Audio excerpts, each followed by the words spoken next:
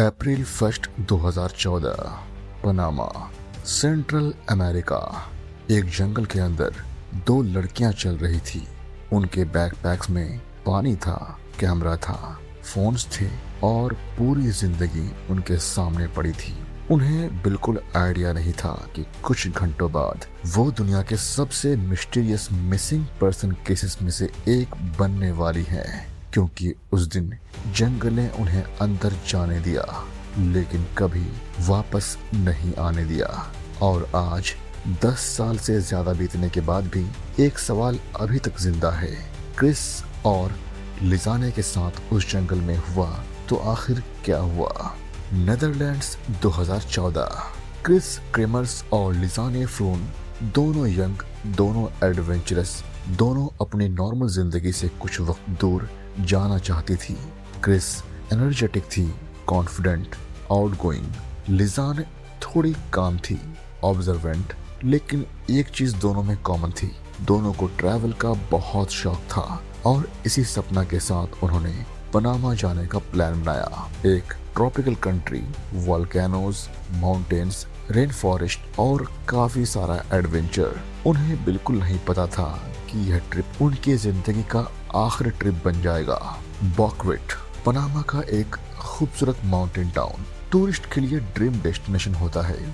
Fresh air, coffee farms, green mountains और cloud forest. जब Chris और लिजान यहाँ पहुंची सब कुछ परफेक्ट लग रहा था। फोटोज में दोनों स्माइल कर रही थी, लोकल्स के साथ बात कर रही थी, फ्यूचर प्लान्स वे मिलकर बना रही थी। किसी को नहीं लगा कि कुछ ही दिनों में पूरा टाउन उन्हें ढूंढ रहा होगा। 1 अप्रैल 2014 सुबह, मौसम साफ था, स्काई ब्लू था और दोनों ने डिसाइड किया कि आज हाइकिंग करेंगे। डेस्टिनेशन पियानिस्टा ट्रेल, एक पॉपुलर हाइकिंग रूट। लोकल्स और टूरिस्ट रेगुलरली उसे यूज करते थे। ट्रेल का फर्स्ट हाफ रिलेटिवली सेफ माना जाता था। Beautiful views, green valleys, mountain scenery, perfect Instagram type location. और इसीलिए क्रिस और लिजान ने अपना कैमरा उठाया और ट्रेल पर निकल पड़ी। दोपहर, ट्रेल के ऊपर कैमरा कंटिन्यूसली फोटोज ले रहा था। फोटोज में स्माइल्स थी, माउंटेन्स थे और सनशाइन थी। Everything was normal, everything peaceful. आज भी इन्वेस्टिगेटर्स के पास ये फोटोज मौजूद हैं और इन फोटोज को देखकर लगता है जैसे दो फ्रेंड बस एक ऑर्डिनरी डे एंजॉय कर रही हैं।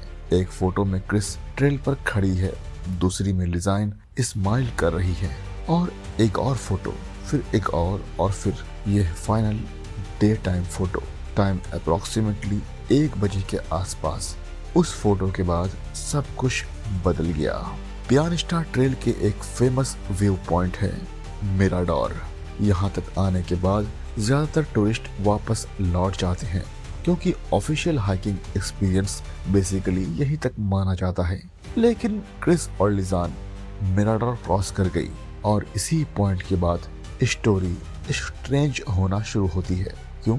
क्योंकि मिराडोर के उस पार जंगल कंप्लीटली अलग है।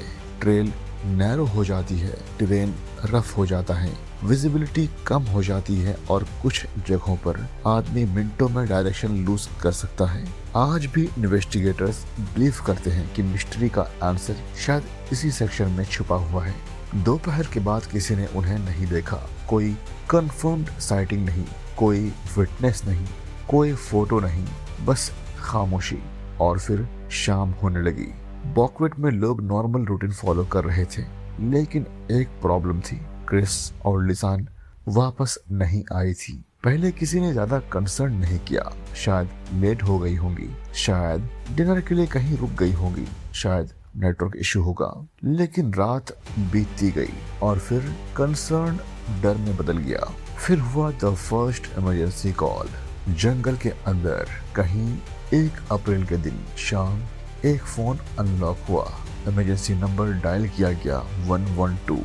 कॉल कनेक्ट नहीं हुआ। कुछ मिनट बाद फिर ट्राई किया गया, फिर फेल और फिर दूसरा फोन यूज हुआ।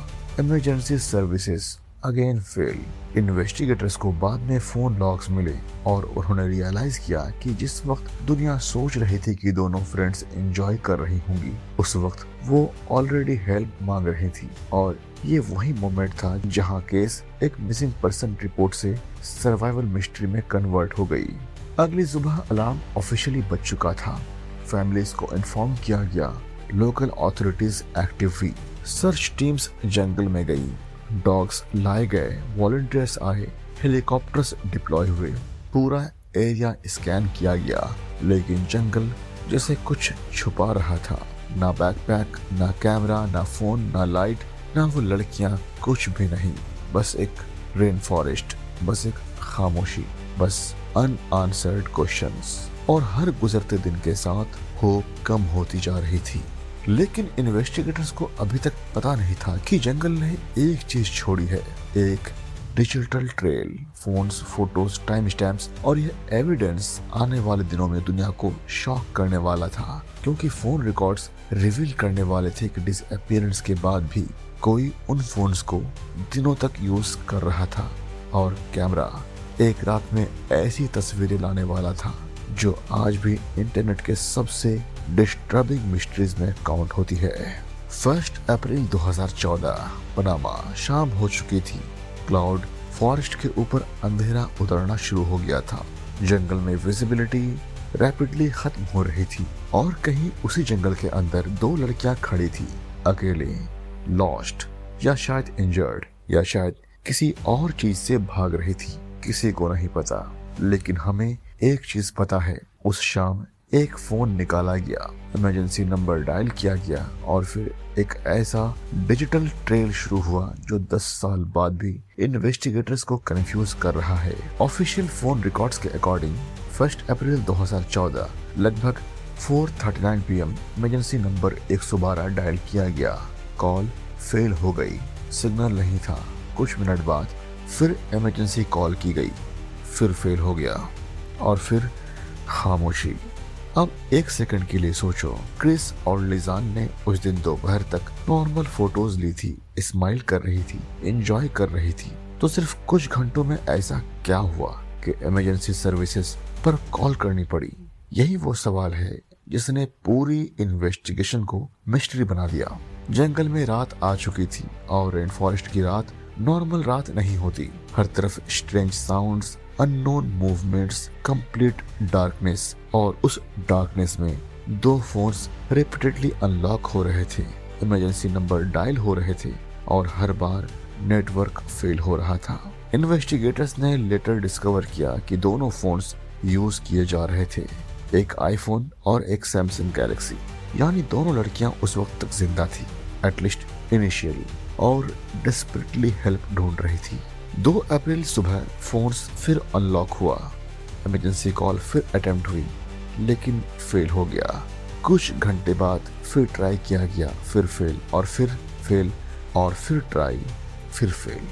आज जब इन्वेस्टिगेटर्स फोन लॉग्स देखते हैं तो एक चीज क्लियर नजर आती है, यह रैंडम एक्टिविटी नहीं थी, ये सिस्टमैटिक सर्वाइवल बिहेवियर था। जैसे कोई कंटिन्यूसली सिग्नल ढूंढ रहा हो, कोई कंटिन्यूसली रेस्क्यू का वेट कर रहा हो, कोई कंटिन्यूसली उम्मीद पकड़े बैठा हो। मीनवाइल बॉक्विट में पैनिक शुरू हो चुका था। फैमिलीज अलर्ट हो गई, ऑथोरिटीज एक्टिव हो गई, लोकल गाइड्स जंगल में घुस गए, सर्च डॉग्स लाए गए, हेलीकॉप्टर्स स्काई में दिखने लगे, पूरे रीजन को स्कैन किया जा रहा था। लेकिन प्रॉब्लम सिंपल थी, पनामा का क्लाउड फॉरेस्ट इंसान को निगलने के लिए मशहूर है।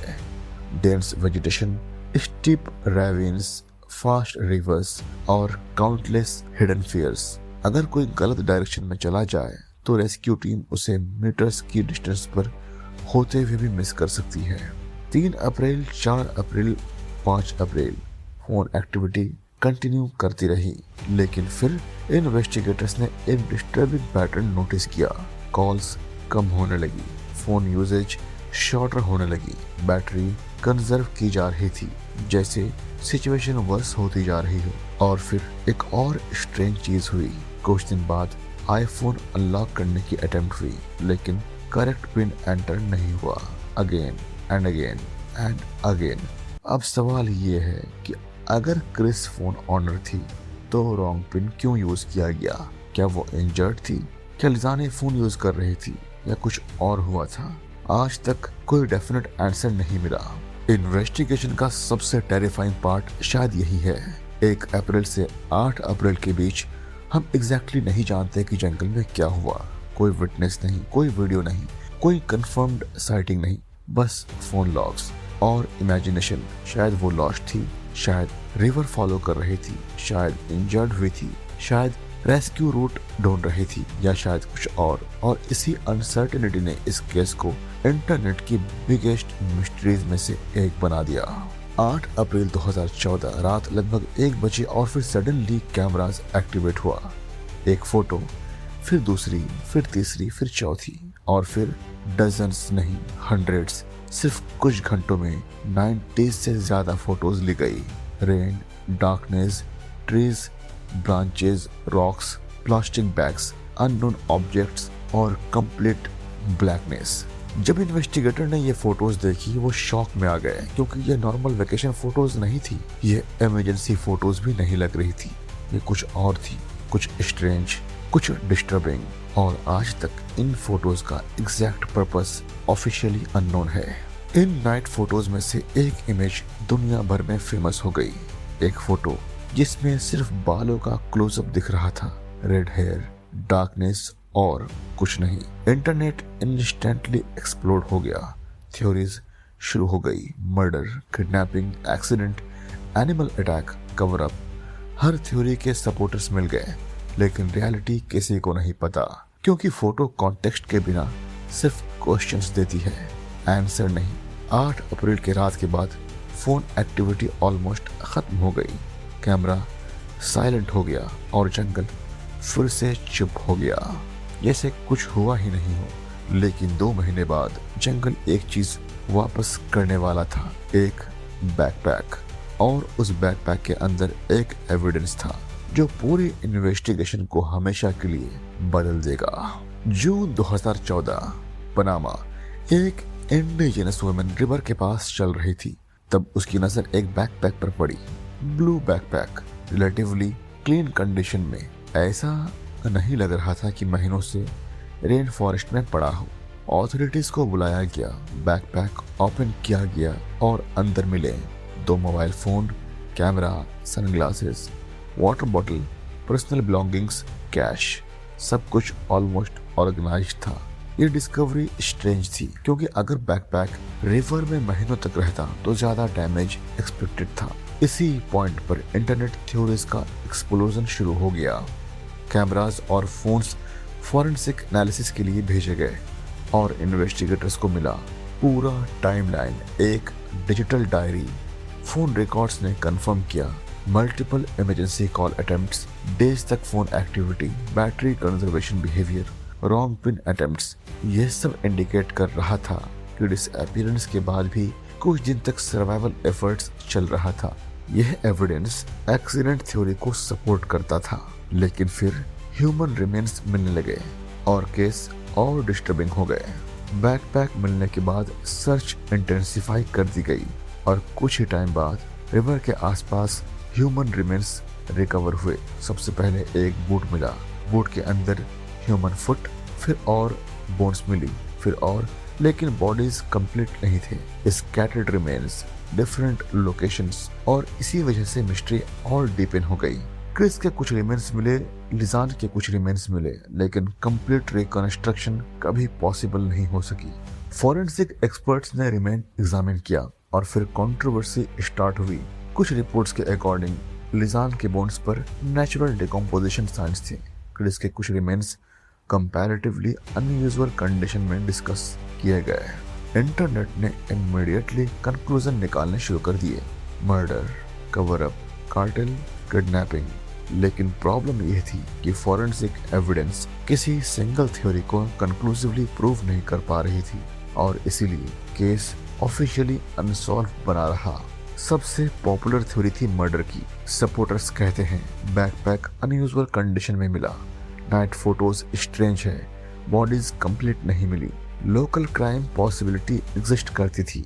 इंटरनेट डिटेक्टिव्स ने सालों तक सस्पेक्ट आइडेंटिफाई करने की कोशिश की, फोन फोटोज एनालाइज किया, मैप्स बनाए, विटनेस स्टेटमेंट कंपेयर किया, लेकिन आज तक कोई सॉलिड एविडेंस ना मिलने की वजह से इस केस को अनसॉल्व्ड ही रहने दिया गया और इसीलिए ये मिस्ट्री सबसे फ्रस्ट्रेटिंग था।